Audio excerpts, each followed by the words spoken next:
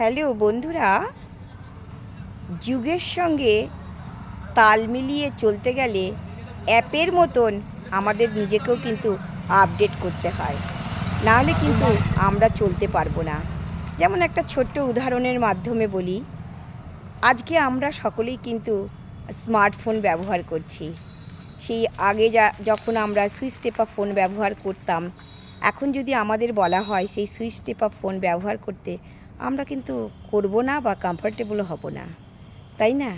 তেমনি যারা আমরা 5G ব্যবহার করছি, আমাদের যদি বলা হয় 2G ব্যবহার করতে, আমরা সেটাও করব না। কারণ আমরা চাই অল্প সময়ের মধ্যে কাজটা যাতে খুব তাড়াতাড়ি কমপ্লিট হয়ে যায়, তাই না?